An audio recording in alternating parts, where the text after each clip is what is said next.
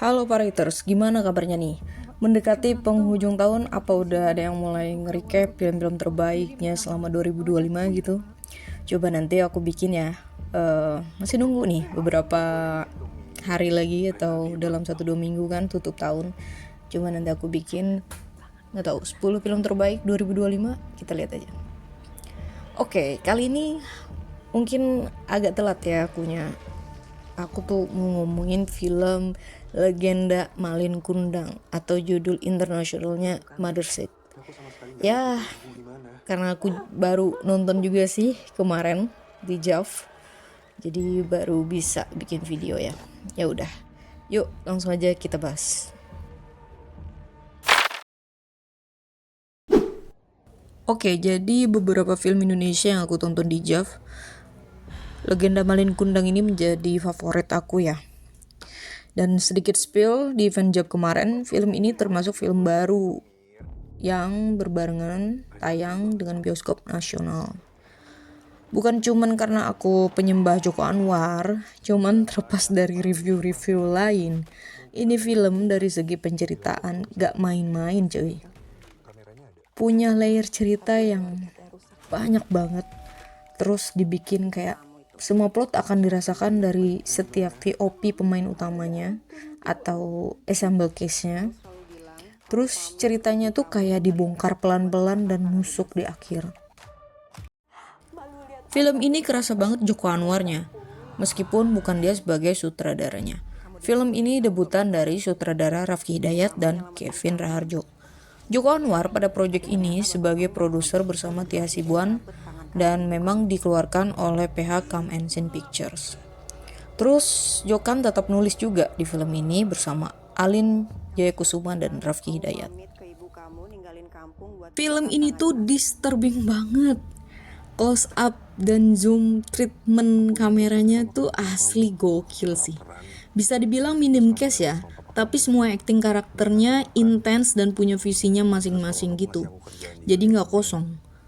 Vibes-nya tuh takut, agak serem, tapi penasaran. Dan memang yang pasti ngerasa mana nih cerita culture normatifnya Malin Kundang itu gitu.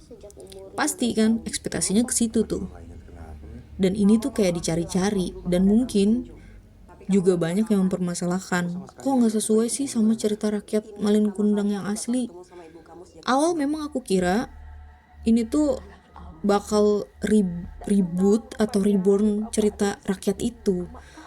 Nah cuman ternyata dibikin begini ceritanya, malah bikin perspektif baru, warna baru, dan pemahaman baru terkait bagaimana kita menginterpretasikan cerita Malin Kundang ini. Pada sesi screening di JAV lalu, Raffi Hidayat menyatakan bahwa memang pesan di film ini sebagai manifestasi dari nilai durhaka itu sendiri. Namun, sebab akibat bisa bersumber tidak hanya dari anak, tapi juga dari orang tua dan pasangan kita. Sehingga mungkin selama ini kita taunya Malin yang durhaka, jahat sama ibunya, sombong, angkuh dan sebagainya. Tapi pada realitas lain, Malin dalam tanda kutip ya, bisa durhaka karena ada sebab. Nah, sebab itu bisa jadi dari ibunya sendiri dan dari pasangan juga. Asli film ini gila banget sih. Kasih porsi durhaka itu adil banget. Jadi kita nggak bisa judge siapa yang salah, siapa yang patut dihukum. Film ini menurutku tidak menyalahi dari budayanya ya. Karena nama karakter gak ada yang sama sih. Terus latarnya juga gak sama persis. Yang sama itu latar belakang asal atau daerah memang diambil dari Sumatera Barat, Padang gitu kan. Terlihat dari aksen bahasanya, terus makanan-makanan yang dibuat dalam beberapa scene film itu emang menunjukkan Padang banget gitu.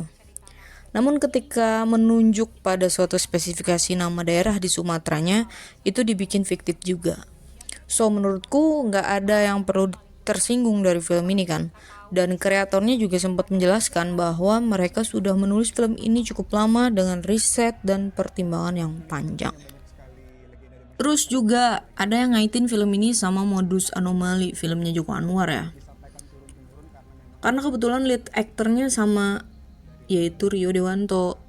Nggak bisa dipungkiri ya, setiap film produksi Jokan nih emang nggak luput dari teori-teori gitu. Jadi orang-orang suka berteori. Menurutku ini yang bikin film Jokan tuh beda dan magic gitu kan, magis banget. Kalau ada kaitannya sih mungkin aja, tapi nama karakternya kan beda ya. Ya kita lihat aja nanti. Lagi, film ini dibilang sepi lapaknya, soalnya yang sebelah tuh, yang agak-agak itu lebih seru dan sekarang aja udah 6 juta penonton gak sih? Ya nggak apa-apa lah, setiap film kan punya target pasarnya masing-masing. Namun apabila nih ya, kita berkaca dari penonton Indo, memang yang dicari film yang fun dan menghiburkan. Overall, aku suka banget malah. Film cerita Kelamalin Kundang ini yang udah di custom ini ya. Aku kasih dari segi penceritaan 9/10 dan overall filmnya 8/10. Untuk kurangnya sih aku masih belum clear yang bagian dimana ada tanda di lengan amaknya Alif ketika ceritanya kan menyelamatkan Alif yang mau ditusuk bapaknya semasa kecil tuh. Nah ini jadi sedikit spoiler ya. Dari mana gitu si ama yang jago acting itu dapat bekas luka itu juga gitu kan. Nah ini kayak belum dijelasin kan ya. Nah itu aja sih yang aku merasa masih belum clear gitu. Oke, segitu dulu guys. Thank you yang udah nonton, yang udah apresiasi, and see you.